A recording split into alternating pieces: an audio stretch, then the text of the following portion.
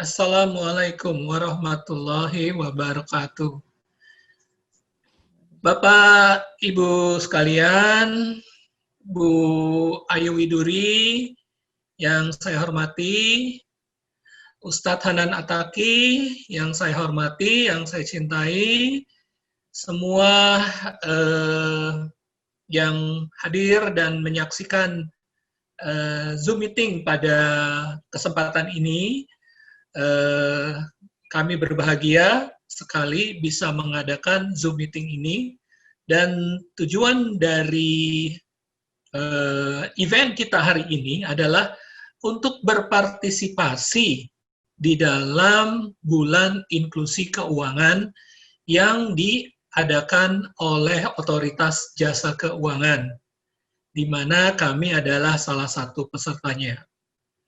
Peserta di dalam bulan inklusi keuangan itu banyak sekali dari industri keuangan seluruh Indonesia, baik yang syariah based maupun yang konvensional, baik yang bergerak di bidang perbankan, di bidang pasar modal, di bidang yang lagi ngetrend sekarang adalah peer-to-peer lending, kayaknya juga ada di situ. Ada juga mungkin asuransi di situ. Mereka semuanya turut berperan serta memajukan peningkatan pengetahuan para insan di Indonesia untuk lebih mengetahui apa sih produk-produk keuangan, bagaimana kita menyikapinya, apa resikonya, dan lain sebagainya. Dalam kesempatan kita sekarang, kita mungkin adalah salah satu dari sedikit banyak yang akan membahas inklusi keuangan dari sisi syar'inya, yang syariah compliant-nya. Maka pada kesempatan ini kami sangat berbahagia dan merasa terhormat dengan hadirnya Ustadz Hanan Ataki, yang mungkin saya tidak perlu memperkenalkan lebih lanjut. Udah banyak sekali yang tahu siapa beliau. Dan mari kita langsung saja memasuki pembicaraan kita. Untuk itu, sesuai dengan temanya hari ini atau pada event hari ini adalah halal lifestyle. Ini satu tema yang sangat menarik sekali karena halal lifestyle ini, dewasa ini mulai diminati dan diikuti, saya yakin, oleh banyak kalangan. Apalagi saya juga tahu bahwa kalangan itu malah kalangan anak muda, milenial. Nah, untuk lebih jelas dan deskripsi lebih lanjut, elaborasinya nanti akan diutarakan oleh Ustadz Hanan Ataki. Mengenai halal lifestyle itu sendiri, itu banyak menyangkut aspek. Apa sih halal lifestyle itu sebenarnya? Dari sisi penampilan kita, dari sisi pengelolaan keuangan, dari sisi bersikap, dari sisi apa. Nah, mungkin Ustadz Hanan bisa memberikan semacam pencerahan kepada kita, yang maksudnya halal lifestyle ini secara global, secara general, itu seperti apa, Ustadz? Monggo, silakan. Baik, bismillahirrahmanirrahim. Assalamualaikum warahmatullahi wabarakatuh. Waalaikumsalam. Assalamualaikum Pak Hafaz, Bu Ayu, dan semua teman-teman peserta event inklusi keuangan yang hari ini menyaksikan kegiatan kita. Terima kasih juga buat Pak Hafaz atas kesempatan yang diberikan ke saya hari ini bisa join bareng dengan teman-teman semua untuk sharing. Saya mewakili anak muda nih, karena emang dakwah saya itu segmentasinya anak muda, milenial. Saya juga anak muda, Ustadz. Ya, betul. Pada tahun berapa? Serius, alhamdulillah Mbak, Pak Hafaz ini semangatnya luar biasa ya, semangat anak muda terus. Bu Ayu juga. Mewakili anak muda sekarang itu kan ada tren hijrah ya. Jadi ketika dulu saya bikin sebuah movement, namanya Gerakan Pemuda Hijrah, kita tuh punya sebuah spirit. Spiritnya pengen menjadikan Islam itu sebagai lifestyle, bukan sekedar wawasan, bukan sekedar narasi atau teori-teori fikih. Karena kalau membahas teori fikih itu udah banyak ustadz yang melakukannya di majelis taklim, atau narasi-narasi syariat atau agama itu udah banyak dalam banyak literasi agama, dalam banyak buku-buku dan seterusnya. Tapi yang jadi challenge buat kita bersama adalah gimana cara membawa narasi itu dalam kehidupan daily life-nya umat, terutama dalam hal ini anak muda. Maka movement pemuda hijrah yang saya bawa sekitar 6 tahun yang lalu itu adalah mengajak anak muda hijrah itu tuh secara lifestyle, bukan hijrah sekedar duduk dalam majelis taklim, bukan hijrah untuk lebih sering mendengar tausiah aja, walaupun itu sesuatu yang sangat baik pastinya. Tapi lebih jauh lagi adalah hijrah dari cara hidup mereka, behavior atau perilaku mereka, cara pandang mereka, persepsi mereka tentang hidup, tentang Allah, tentang ketuhanan, tentang agama, tentang bangsa, dan seterusnya, kita coba kemas dalam sebuah tren, namanya tren hijrah. Nah, ketika kita bicara tentang halal lifestyle, atau lebih sempitnya adalah tentang masalah finansial, tentang masalah keuangan, tentang masalah ekonomi, maka hijrah anak muda itu nggak boleh hanya sekedar hijrah penampilan. Sekarang kan banyak banget teman-teman yang hijrah secara penampilan ya, yang tadinya nggak berjenggot jadi berjenggot, yang tadinya nggak berhijab jadi berhijab, dan berbagai macam ekspresi-ekspresi zohir dari hijrah mereka. Tetapi ternyata itu nggak cukup. Kita nggak boleh hanya sekedar menampilkan bahwa saya seorang muslim secara zohir. Walaupun sebetulnya penampilan Islami itu masih relatif. Ada yang mengatakan Islami itu pakai peci, pakai sorban. Tetapi kalau kita baca secara substansi, Islami itu bukan hanya peci dan sorban, walaupun itu salah satu di antara culture Islam, tetapi dia adalah berperilaku sebagai seorang muslim yang akhlakul karimah. Nah, ternyata nggak cukup di situ aja. Kita sekarang lebih sempit ngebahas apakah finansial kita udah hijrah, apakah wallet kita tuh udah hijrah, apakah transaksi kita udah hijrah, apakah akad kita udah hijrah, apakah dapur kita udah hijrah, apakah makanan yang kita makan, minuman yang kita minum itu udah hijrah atau belum.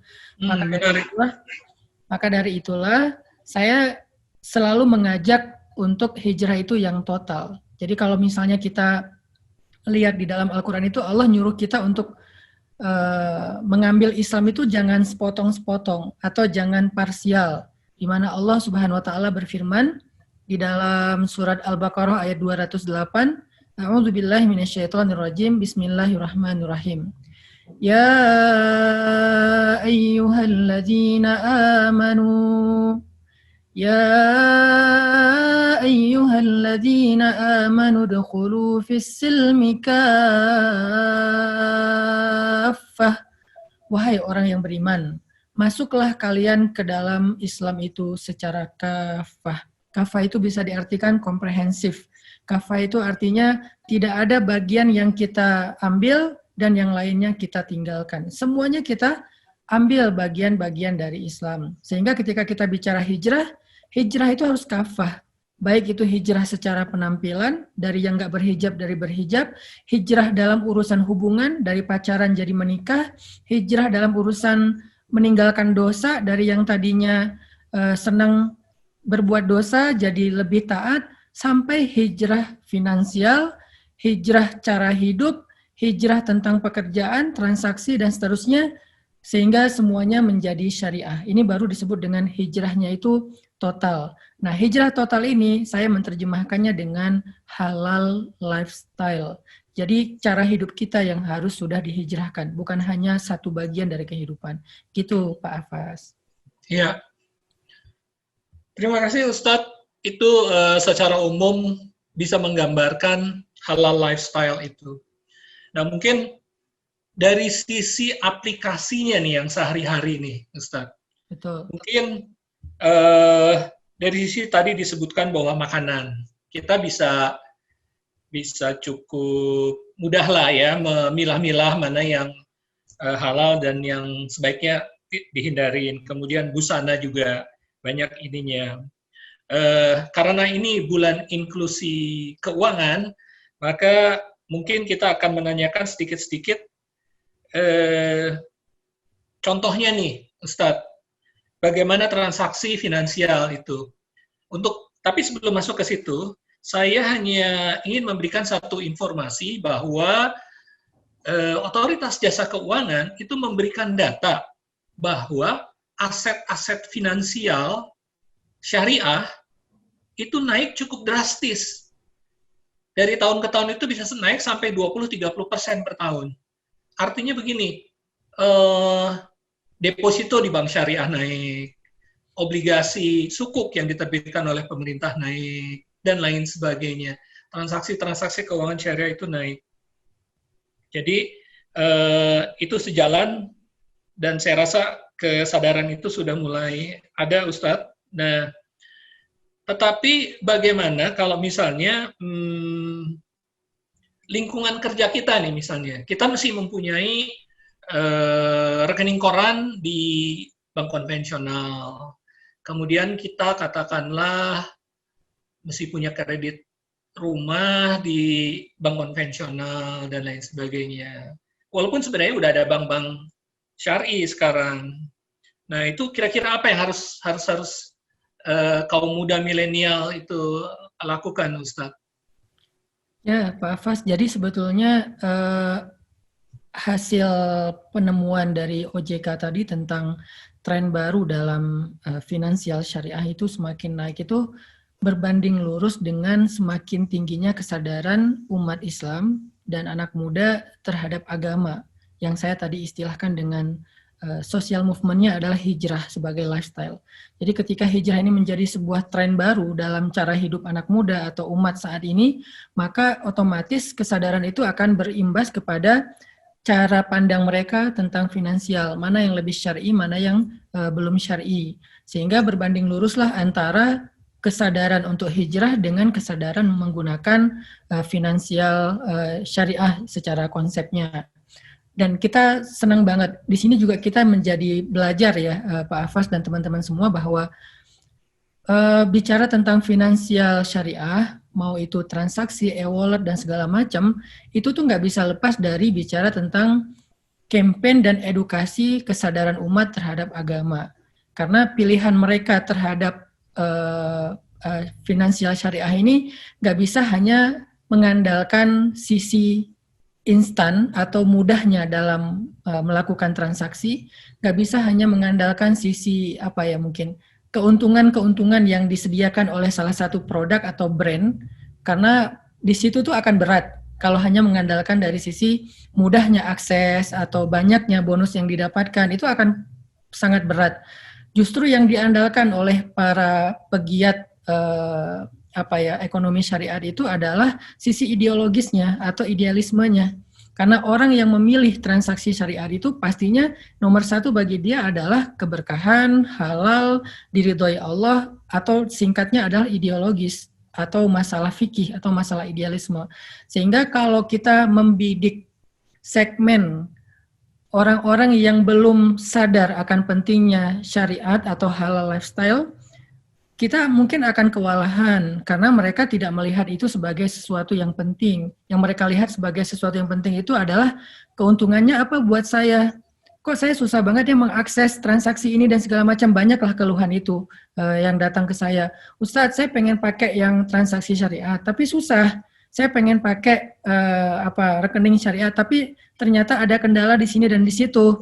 Nah, kalau hanya mengandalkan sisi teknis, mungkin kita akan kewalahan. Makanya perlunya semacam literasi, edukasi kepada umat tentang halal lifestyle, tentang syariat dalam finansial ini, sehingga ketika idealisme itu menjadi sesuatu yang penting buat mereka, maka mereka nggak akan terlalu terdistract oleh masalah teknis yang seperti yang saya sebutkan tadi. Nah, anak muda sekarang misalnya kita lihat, ketika mereka ditanya, kamu punya rekening bank nggak gitu? Rata-rata bilang punya. kamu punya aplikasi e-wallet nggak? Atau apapun lah namanya, saya nggak terlalu menggeluti dunia itu. Kata dia, saya punya beberapa apps yang saya pakai buat transaksi. Oke, lalu kita tanya lagi, berapa apps atau rekening yang kamu pakai yang udah syariah? Rata-rata jawabannya yang paling banyak itu justru mereka bilang, saya belum pakai, atau saya baru pakai satu tapi yang duanya belum syariah dan seterusnya.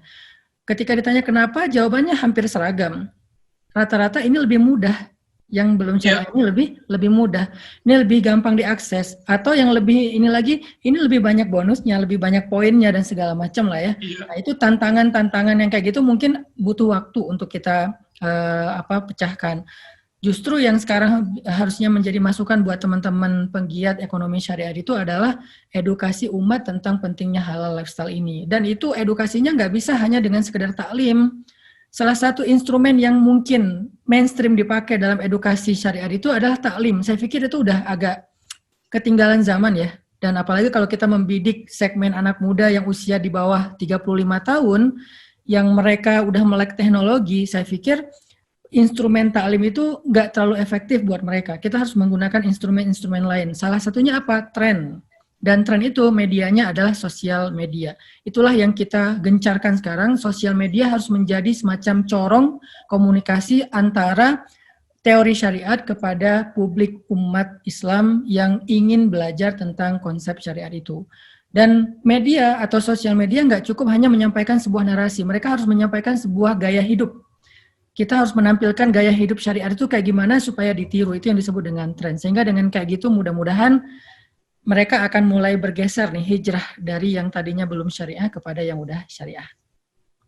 Ya, luar biasa Ustadz motivasi dan cara penjelasannya.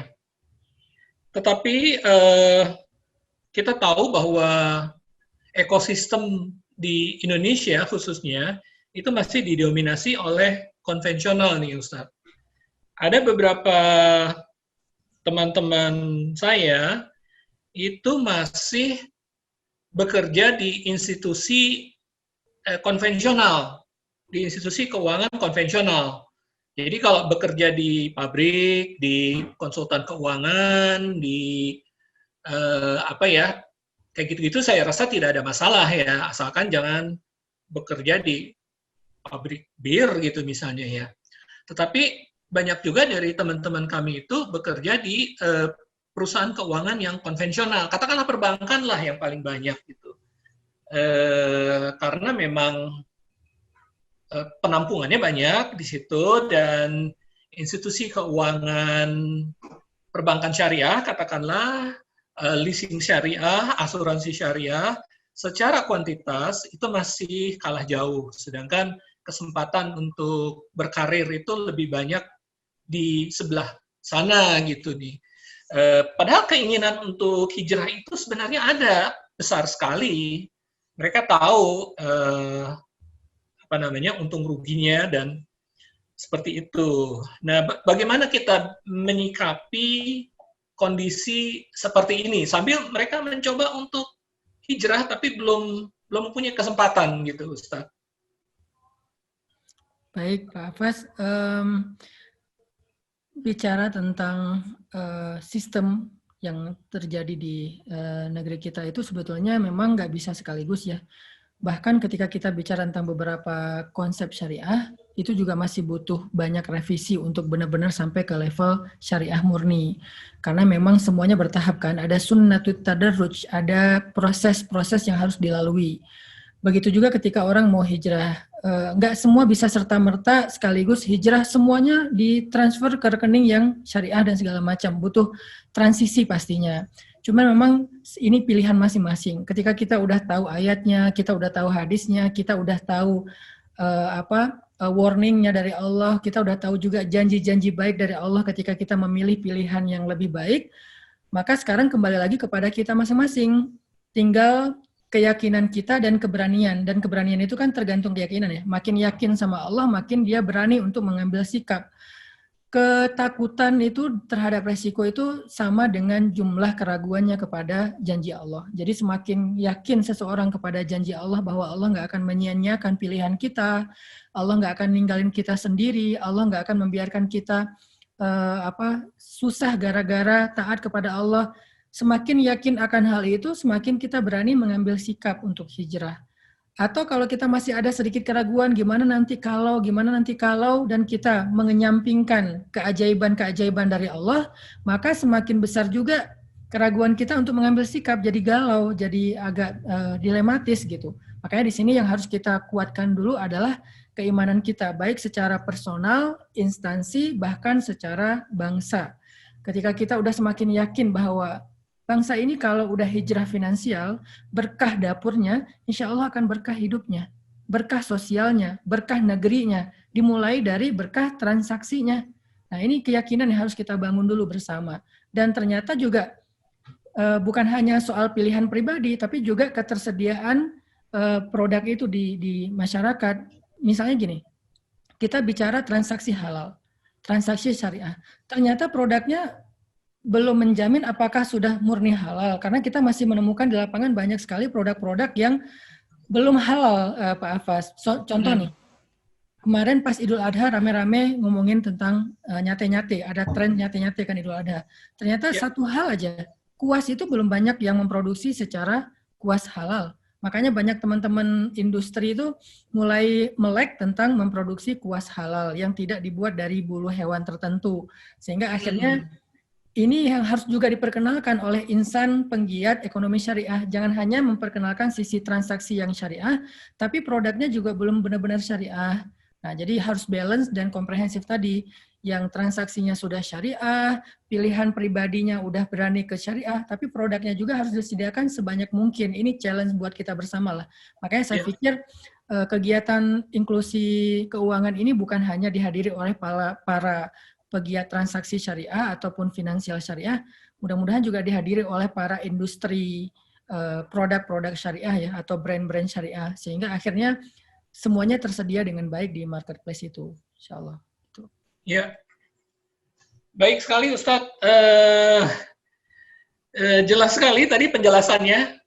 Memang diperlukan keberanian untuk hijrah itu, khususnya bagi teman-teman yang masih berada di pagar sebelah sana. Saya, Bu Ayu, dan teman-teman sangat bersyukur bahwa tempat kami sekarang ya kita melakukan full-fledged syariah sih. Dan kita berusaha untuk tetap berada di situlah. Insya Allah, bismillah, kita selalu berdoa ya. Masya Allah, Pak Afas dan Bu Ayu sendiri juga punya hijrah story ya, cerita tentang bagaimana Allah nggak menyia-nyiakan pilihan Pak Afas dan Bu Ayu dalam hijrah dari yang tidak syariah kepada yang syariah pastinya ya. Betul. Walaupun secara jujur Ustadz, ternyata hijrah itu banyak hambatannya sebenarnya. Betul, jadi betul. tidak semulus apa yang kita duga. Pasti. Ya. Karena kebanyakan juga begini, katakanlah kami bekerja di industri pasar modal. Industri pasar modal itu mengelola dana orang lain untuk kita kembangkan, dan mereka kami harapkan untuk mendapatkan hasilnya. Tetapi sebagian besar dari mereka itu tetap saja. Oke, ini adalah produk syariah, tetapi kok imbal hasilnya yang konvensional kok jauh lebih tinggi ya daripada yang syariah. Kadang-kadang seperti itu masih ada sih seperti itu. Jadi ini adalah tantangan di industri. Jadi gambar orang. Iya.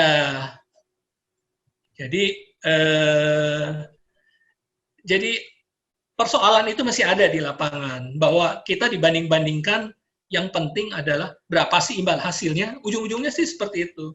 Ya, betul. Kita perlu mempunyai PR yang cukup berat, bahwa secara kafah tadi itu harus diterapkan, bukan hanya imbal hasil dan cara bertransaksi dan lain sebagainya.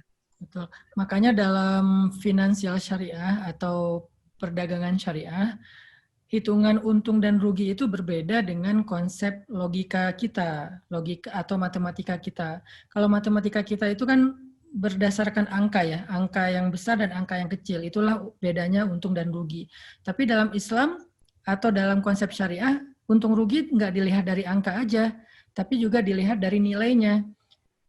Angka besar tapi nilainya syubhat atau haram, dalam Islam itu dianggap rugi. Angka sedikit atau kecil tetapi dia halal itu dianggap untung. Kenapa? Karena di dalam yang halal itu ada keberkahan, dan keberkahan dalam konsep Islam artinya ziyadatul khair, bertambah kebaikan. Maka untung rugi ini ya, mindset kita tentang untung rugi harus dirubah dulu nih. Kita mau mencari angka besar atau mau mencari kebaikan? Kalau mau mencari kebaikan kadang dia terletak di dalam angka kecil yang halal gitu. Masyarakat itu sudah mulai mengenal apa itu keuangan syariah. Tetapi pendekatan seperti apa sebenarnya yang paling tepat agar mereka itu mau bergerak ke transaksi syariah itu? Karena kebanyakan dari mereka itu tadi belum mengerti sebenarnya. Toh misalnya begini, saya transfer uang dari bank konvensional ke bank lain. Itu sama aja dengan transfer uang misalnya dari bank syariah ke bank lain juga. Gitu. Saya beli pulsa PLN dari mobile banking bank konvensional. Juga ada juga di yang bank syariah gitu. Dan mereka itu memang sangat kritis sekali dalam hal biaya, dalam hal kepraktisan, dalam segala hal lah.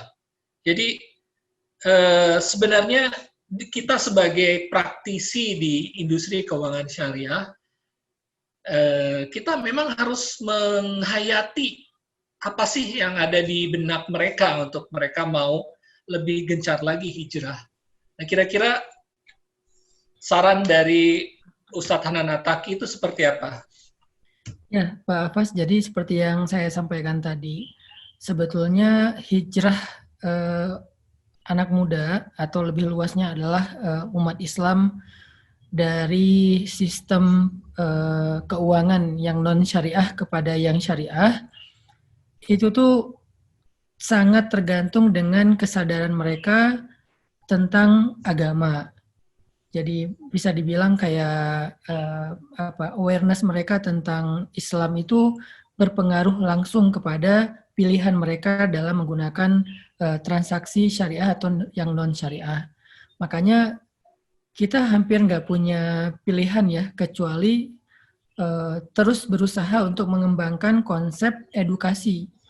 Yang selama ini seperti yang saya sampaikan tadi, kita masih hanya menggunakan satu instrumen edukasi yang sebetulnya itu udah agak ketinggalan ya, nggak terlalu efektif. Walaupun tetap baik, cuman kurang efektif. Banyak banget pengalaman saya di lapangan, orang ngaji, dia mendengar ceramah tentang masalah riba, tetapi belum benar-benar mampu langsung take action untuk hijrah finansial kepada yang syariah. Kenapa? Karena pertimbangan-pertimbangan teknis atau mungkin hal-hal yang sifatnya masih personal gitu. Kadang-kadang dia udah mau hijrah tapi keluarganya yang belum siap. Iya, kita juga memang mendapati beberapa kasus di lapangan seperti itu, Ustadz. Kemudian kita masuk ke dalam masa pandemi ini. Kadang-kadang dia udah mau hijrah, ya, atau umat Islam secara lebih luas, ya mau nggak mau kita harus pakai instrumen yang bukan hanya taklim, tapi juga instrumen yang bisa diakses oleh lebih banyak umat Islam yang mereka daily-nya menggunakan media itu, yaitu sosial media. Hampir semua orang sekarang pakai sosial media. Bahkan menurut survei tahun 2019, anak muda itu pakai sosmed sehari sekitar 10 jam rata-rata. Bahkan banyak yang lebih dan kurang, tapi rata-rata 10 jam sehari pakai sosmed. Baik itu YouTube, Instagram, Facebook, dan seterusnya. Nah, artinya ini ada sebuah media yang harusnya dipakai dan dimaksimalkan oleh para pegiat ekonomi syariah untuk bisa edukasi di situ. Dan bahan edukasinya pun nggak boleh melulu hanya berbentuk narasi. Harus juga kadang-kadang berbentuk semacam activity atau sebuah gaya hidup yang ditampilkan. Sama dengan dulu ada tren hijab ya. Beberapa tahun yang lalu tuh hijab kan menjadi sebuah tren, dengan kemudian lahirlah industri hijab yang berjamuran dan banyak banget. Nah, artinya kita harus menampilkan gaya hidup syariah, gaya hidup finansial yang udah lebih berkah ini bukan hanya dalam bentuk narasi, tetapi dalam bentuk memang style. Sehingga anak muda itu ketika ngelihat, wah seru juga ya transaksi pakai cara syariah, ternyata si influencer itu idola gue udah pakai ini dan segala macam. Jadi kita harus mulai banyak melibatkan para influencer, para public figure lintas segmen untuk menjadi contoh bahwa itulah gaya hidup yang keren gitu, itulah gaya hidup yang anak muda. Itu tuh bukan gaya hidup ibu-ibu talim loh, itu gaya hidup anak muda banget. Sehingga akhirnya mereka dengan contoh itu mereka akan meniru. Itulah mungkin itu beberapa cara membuat tren ya, di antara sekian banyak cara. Sehingga dengan edukasi yang masif, dengan edukasi yang luas, insya Allah akan semakin besar juga nanti tren orang untuk menggunakan cara-cara yang syariah dalam transaksinya. Selain memang produknya juga disediakan. Yang jadi challenge sekarang tuh kan banyak. Satu, edukasinya masih minim. Kedua, instrumen edukasi itu masih sangat monoton. Ketiga, produk-produk syariah juga belum terlalu dikenal oleh masyarakat. Yang keempat, tentang akad syariah dan non-syariah juga mereka nggak bisa ngebedain. Seperti kata Pak Hafaz tadi, apa bedanya saya transfer dari yang konvensional dengan yang syariah? Nah, ini kan butuh edukasi ya. Ternyata bukan hanya soal kemudahan transfer, tetapi ada akad yang kita nggak setiap transfer sih kita berakad, tetapi dengan kita pakai itu kita sudah berakad dengan cara yang syariah atau non syariah. Ini butuh diedukasi juga sih ke mereka. Saya pribadi juga selalu menyampaikan bahwa transaksi atau ekonomi syariah itu prinsipnya 3. Sehingga 3 hal ini harus jadi nilai yang kita pertahankan. Pertama, prinsipnya dalam ekonomi syariah itu adalah prinsip persaudaraan. Jadi Persaudaraan. ya, ukhuwah. Jadi Islam ketika menawarkan sebuah konsep ekonomi syariah, maka spirit yang diajukan itu sebagai prinsip mereka adalah spirit persaudaraan. Makanya Allah Subhanahu wa taala berfirman, ya ayyuhalladzina amanu la ta'kulu amwalakum bainakum bil batil illa an takuna tijaratan an taradhim minkum. Wahai orang-orang yang beriman, janganlah kalian saling memakan harta sesama kalian dengan cara yang batil. Ini persaudaraan. Sehingga ketika kita bertransaksi, apapun ya bentuknya, mau itu digital atau yang tidak digital, maka yang harus kita perhatikan, ini merugikan orang lain nggak? Jangan hanya bertanya, ini nguntungin saya nggak nih? Kalau pertanyaannya hanya ini nguntungin saya atau enggak, itu bukan prinsip syariah. Prinsip syariah ini merugikan orang nggak? Kalau nggak merugikan orang, sama-sama untung, sama-sama ridho, maka itu syariah. Tapi nggak hanya cukup ridho ya, harus sesuai dengan akadnya. Artinya kadang-kadang kita ridho dirugikan juga nggak benar. Ada orang yang ridho dirugikan dengan cara apa? Dia berhutang, tapi dia harus membayar dengan ada tambahan persentase. Kan itu riba. Nah, tapi dia ridho, nggak boleh, karena sebetulnya dia dirugikan. Harus ridho dalam arti tidak ada yang dirugikan. Ini menjadi pertanyaan humanis sebetulnya. Jadi konsep syariat itu konsep yang sangat humanis, fair banget. Nggak ada yang dirugikan di antara dua belah pihak, baik yang membeli atau yang menjual. Sehingga ketika ada salah satu yang dirugikan, itu udah nggak ukhuwah lagi. Ini yang kita jaga. Sehingga dagang kita itu dagang yang menguntungkan kita dan orang lain. Makanya kalau misalnya kita kaitkan juga dengan kondisi pandemi seperti sekarang, banyaknya saudara kita yang mungkin di PHK atau di rumah, seterusnya, akhirnya dia mulai bikin usaha-usaha home industry segala macam, maka konsep syariat itu di situ menjadi solusi banget. Kenapa? Karena spiritnya membantu usaha kecil menengah. Atau usaha industri, usaha saudara kita. Makanya kita bikin hashtag di sosial media, belanja dari teman. Itu hashtag yang kita lagi ramein. Belanja dari teman atau belanja dari kawan. Itu tuh kan spirit Islam sebetulnya untuk membantu saudara kita yang sedang dalam kondisi sulit.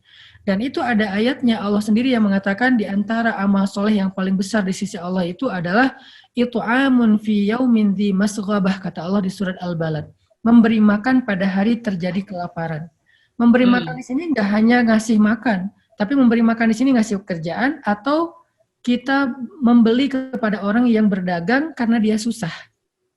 Walaupun kadang-kadang kita membelinya bukan karena butuh, karena pengen bantu dia. Sering banget kan kita kayak belanja dari pedagang yang jalan di depan rumah, bukan karena kita butuh barang itu, karena kita kasihan sama yang dagang, akhirnya kita beli. Walaupun kita sendiri juga bingung mau diapain nih barang, akhirnya kita hadiahin lagi ke orang lain. Contoh, saya pernah beli sapu ijuk ya, dari seorang pedagang di jalan. Harganya 20.000, saya beli 50.000. Dia nangis gitu, beli 50.000 yang harganya 20.000. Saya juga pernah beli tangga bambu tuh, Pak Afas, 2. Satu tangga bambu itu harganya 150.000 dan saya nggak mau nawar. Ini juga jadi pelajaran buat teman-teman semuanya, jangan menawar dagangan kecil atau pedagang kecil. Kasian. Biasanya sih itu ibu-ibu, Ustadz. Kita mah nggak pernah nawar. Ini juga Ibu-ibu buat itu mah. Ibu yang milenials juga ya. Jangan ditawar kalau dari pedagang kecil. Kasihan, 20.000, 10.000, apalagi cuma 5.000 aja ditawar. Ini kayak gitu. Makanya spirit Islam itu ya bantu orang, bantu teman. Sehingga ketika saya tanya, Pak berapa bambu tangga bambunya? 150.000, Mas, katanya. Saya nggak mau nawar, saya bilang ya udah saya beli 2 ya. Padahal saya juga nggak butuh sih. Saya beli 2, 300.000, dia senang karena dia bawa 2 sambil keliling komplek. Kebayang nggak tangga bambu itu dibawa jalan kaki, dan saya tanya rumahnya di mana, katanya di Ciparai. Ciparai itu kalau dari rumah saya naik mobil aja setengah jam. Berarti kurang lebih 20 kilo lah. Dia jalan kaki 20 kilo, bawa dagangan tangga bambu. Saya beli 2, akhirnya dia pulang enteng. Niat saya supaya dia bisa pulang sebelum sore, dan ketemu anak-anaknya bawa duit, terus ngasih jajan buat anak-anaknya, dan pulangnya enteng. Itu doang niatnya. Nah ini nih spirit dalam berdagang. Jadi kita bukan berarti memberi makan orang itu sekedar bawa nasi padang bungkus ke orang miskin, enggak. Harus lebih kreatif lagi.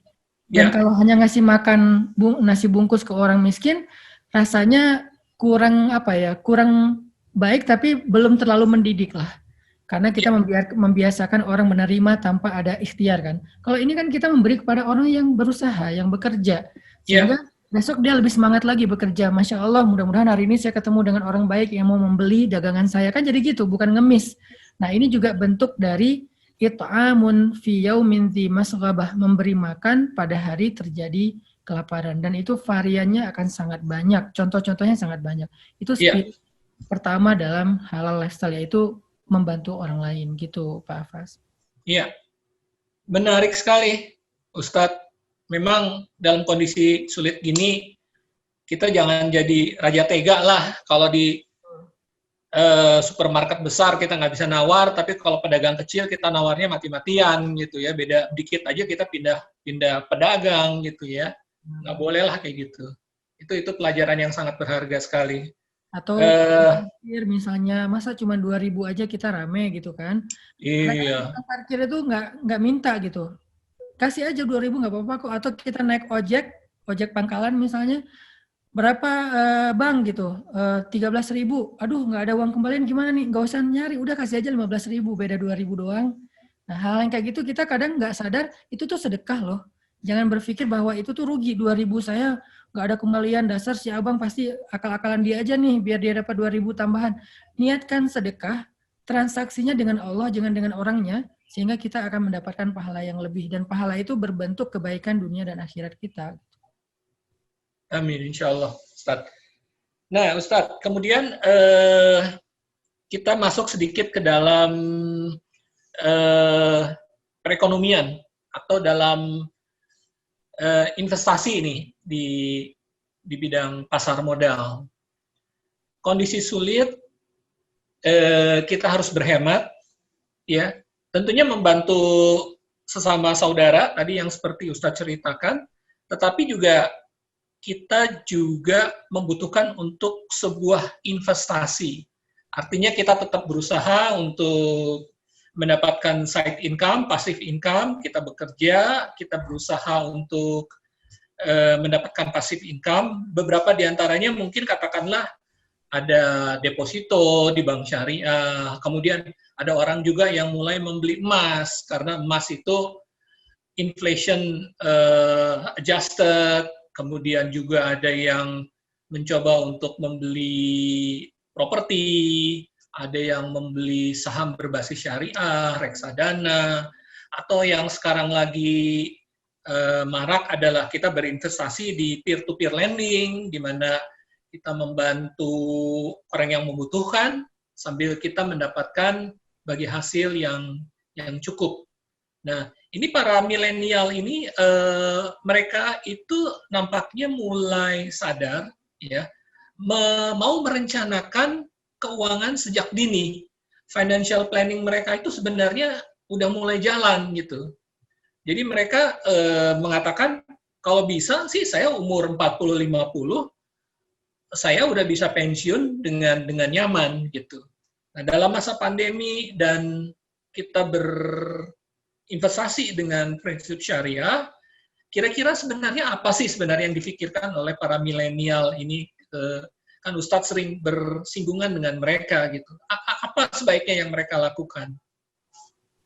Ya, sebetulnya sekarang salah satu gairah besar yang terjadi di kaum milenials itu, terutama yang udah lulus kuliah nih, atau yang masih kuliah bahkan relatif, itu gairah mereka untuk ke arah entrepreneurship. Apapun variannya, bisa entrepreneurship di sisi investasi ataupun di usaha yang langsung dagang gitu. Maka mungkin salah satu yang sangat dibutuhkan oleh para teman-teman milenials itu adalah orang-orang yang mampu mensupport mereka dalam bentuk pemodalan atau tadi investasi, akadnya bisa apapun selama itu syariah, maka itu akan sangat membantu mereka. Dan sekarang lagi gairah-gairahnya mereka masuk ke dunia entrepreneur, apalagi sekarang untuk mengakses konten-konten entrepreneurship, terus juga motivasi-motivasi entrepreneurship itu udah semakin mudah sejak adanya sosial media, sehingga gairah mereka ke arah entrepreneurship itu semakin bagus. Walaupun masih banyak hal yang mungkin jadi tantangan ya, diantaranya mungkin kebingungan mereka dalam memilih usaha, atau mental mereka yang belum siap dengan yang namanya dagang atau entrepreneurship, kan pasti banyak challenge-nya, banyak ujian juga. Tapi secara umum mereka semakin melek nih ke arah entrepreneurship nih dibandingkan dulu. Kalau dulu kan orang karirnya adalah mencari kerjaan, Pak Afas, Bu Ayu. Kalau sekarang enggak, dia malah menciptakan lapangan kerja. Dia tuh bangga sekarang, anak-anak muda tuh bangga kalau dia bisa punya 1-2 orang karyawan tuh dia bangga sekarang, menjadi pride dia. Dan itu kan bagus ya, berarti kan anak muda Indonesia mulai mengarah kepada entrepreneurship. Dan kita tahu salah satu yang menunjang sebuah ekonomi bangsa itu adalah jumlah para pengusahanya, terutama pengusaha menengah nih. Makanya kenapa mungkin Cina itu bisa luar biasa ekonominya, karena pengusaha-pengusaha rumahan mereka kan luar biasa ya. Nah, Indonesia harusnya bisa nyusul kayak gitu kalau anak mudanya udah melek dengan entrepreneurship. Tapi salah satu challenge-nya, salah satu masalahnya ada di pemodalan, karena rata-rata mereka kan mahasiswa atau yang baru lulus, yang mungkin secara keuangan juga masih susah. Nah, di sini bisa ini nih, bisa barter nih. Teman-teman yang punya kelebihan rezeki bisa menggunakan peluang usaha dengan investasi, apapun bentuknya yang saya mungkin nggak terlalu mendalami itu, atau teman-teman yang pengen berusaha, pengen mandiri, skillnya udah ada, idenya udah ada, tinggal disupport oleh mereka yang punya kesadaran untuk membantu temannya dan juga pengen investasi. Jadi saya pikir ini momentum yang paling bagus nih dengan pandemi seperti ini. Orang nggak punya pilihan. Kalau dulu mungkin pilihannya lamar kerja di mana. Kalau sekarang mau nggak mau dia harus usaha sendiri. Nah itu the power of kepepet itu justru bagus nih buat anak-anak muda yang pengen mandiri. Tinggal kita nih mudah-mudahan ya lewat bulan inklusi keuangan ini semakin muncul banyak semangat juga dari orang-orang yang pengen investasi secara akad syariah, yang dikelola secara syariah, secara digital, karena anak muda itu sangat melek dengan dunia digital, sehingga semakin semarak nanti mudah-mudahan entrepreneurship muda dari kalangan anak-anak milenial, insya Allah. Ya, terima kasih Ustadz. Mungkin memang anak-anak milenial ini dia mempunyai paradigma pemikiran yang jauh lebih maju ya dibandingin generasi saya misalnya. Mereka kelihatannya tidak bisa diberikan indoktrinasi begini. Ini harusnya begini. Mereka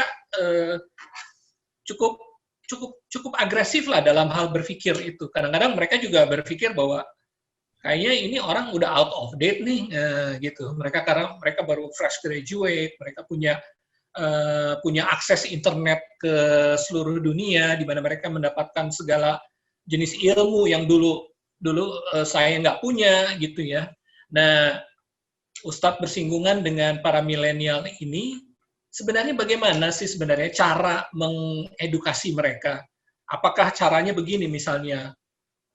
Begini, sebenarnya yang paling bagus ini adalah saham syariah. Karena saham ini rumusnya adalah begini. Atau pendekatannya berbeda lagi. Saham adalah sebuah usaha, dan usaha itu adalah dalam jangka panjang. Gini. Kadang-kadang mereka itu tidak bisa diberikan penjelasan secara saklek akademis, tetapi kadang-kadang mereka bagaimana ya mereka itu cara komunikasi kita dengan mereka itu yang seperti Ustadz pengalaman itu seperti apa Ustadz? Ya, Pak Afas dan Bu Ayu, sebetulnya kalau kita ngelihat tentang realitas di dunia anak muda, segmen millennials ini kan rata-rata mereka berusia antara 17 sampai 30 tahun ya. Dan di tengah-tengah itu usia baru lulus kuliah. Yang notabene secara finansial mereka belum terlalu mumpuni. Mereka secara finansial belum terlalu berlebih gitu. Sehingga mungkin edukasi tentang produk saham itu buat mereka masih kurang menarik dibandingkan dengan edukasi buat mereka tentang masalah entrepreneurship, dagang lah bahasa sederhananya.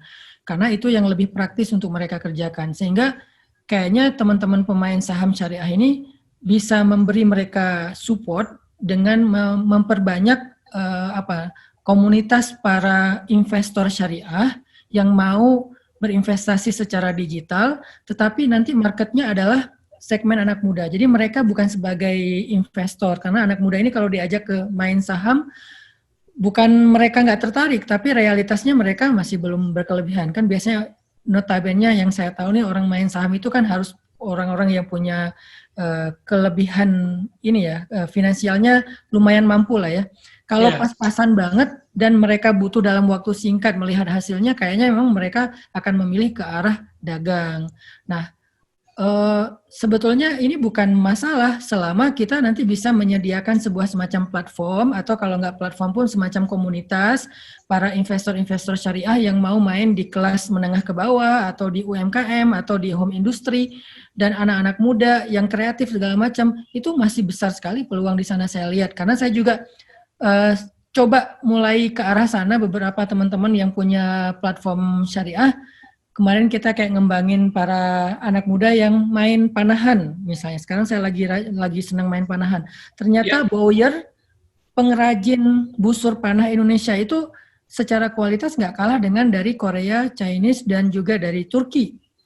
Nah, artinya ternyata kita bagus pengrajin-pengrajin Indonesia itu. Cuman selama ini mereka kurang kayak diedukasi dan kurang disupport secara pemodalan. Sehingga industri mereka ya segitu-segitu aja. Saya lihat jumlahnya cukup besar di Indonesia. Ini baru satu jenis usaha ya, yang berdasarkan hobi. Masih ada lagi usaha-usaha yang lain, apalagi kuliner. Kuliner sekarang lagi naik daun banget. Semua orang punya kreasi kuliner. Padahal kuliner ini bukan sesuatu yang sulit, relatif sangat mudah untuk dilakukan oleh anak-anak muda. Bahkan di komunitas saya aja di Pemuda Hijrah, hampir semua santri saya itu punya usaha kuliner.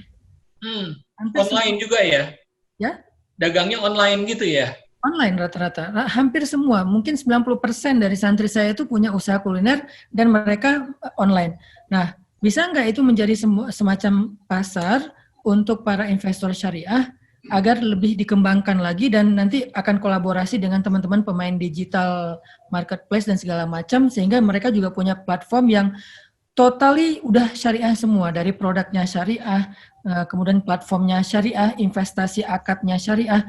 Jadi kan berkah banget ya. Dan ini saya optimis banget akan bisa menjadi sesuatu yang besar dalam 2 atau 3 tahun ke depan gitu. Ya, Ustadz, ini terima kasih banyak nih atas waktu dan penjelasannya. Secara prinsip dan menambah pengetahuan kami mengenai sebenarnya siapa sih milenial itu, gitu. Karena mereka sangat kritis dalam menilai segala sesuatu. Kita lihat dan kita ingat beberapa saat yang lalu itu banyak sekali milenial ya melalui sosial media itu ikut ke sebuah komunitas yang tadinya adalah pendidikan di pasar modal, pendidikan investasi, yang kemudian hari kita tahu itu tidak berizin dan kemudian juga tidak amanah juga gitu ya. Akhirnya kemudian dibekukan oleh OJK. Ya kita nggak usah sebut nama lah, tetapi pengelolanya juga sangat mudah sekali, baru lulus kuliah, pengikutnya juga sampai ratusan ribu, hampir 1 juta, dana kelolanya sampai 1 miliar, 900 miliar, itu luar biasa, dan pengikutnya itu adalah manajer-manajer muda lah yang baru kerja 1-2 tahun, 5 tahun, investasinya 2-3 juta, 5 juta gitu, dan mereka termasuk milenial gitu. Dan mereka semangat berinvestasinya, selain mereka berdagang langsung, mereka mungkin karena mereka masih kerja di sektor formal, kemudian mereka investasi dititipkan ke orang gitu, padahal belum berizin lah gitu. Ya, jadi begitulah. Jadi memang ada pangsa pasarnya di situ. Tugas kita semua bahwa mengedukasi kaum milenial ini. Dari sisi kami pelaku di pasar, juga mungkin dari sisi Ustadz nih untuk yang bersinggungan langsung kepada para milenial itu. Tetapi sekali lagi kami sangat berterima kasih sekali atas pencerahannya hari ini, menambah pengetahuan bagi OJK dan semua stakeholders. Bulan inklusi keuangan, saya juga tahu diam-diam banyak orang OJK yang ngefans sama Ustadz gitu, yang muda-muda gitu ya. Jadi terima kasih banyak dari kami. Sukses kegiatannya, dan mudah-mudahan dengan event-event seperti ini umat Islam terutama anak-anak muda semakin melek terhadap finansial syariah dan mereka mulai hijrah secara total, kafah satu persatu insya Allah. Dan memang butuh kolaborasi banget antara para pelaku industri ekonomi syariah dengan para influencer, para ustadz, para guru, dan pastinya para tokoh-tokoh untuk bisa lebih edukatif lagi kepada masyarakat tentang masalah finansial syariah insya Allah. Kita saling berkomunikasi. Hatur nuhun pisan semuanya. Saya mohon izin dulu. Assalamualaikum warahmatullahi wabarakatuh. Waalaikumsalam warahmatullahi wabarakatuh.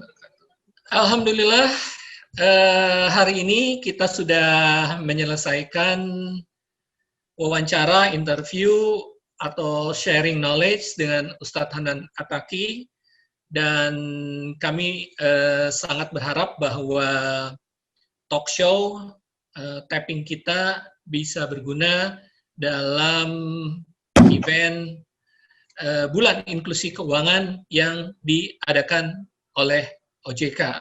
Mudah-mudahan berguna, menambah pengetahuan, dan kita semua dapat melalui pandemi ini dengan selamat, dan semua keluarga dalam lindungan Allah Subhanahu wa Ta'ala. Terima kasih banyak. Assalamualaikum warahmatullahi wabarakatuh.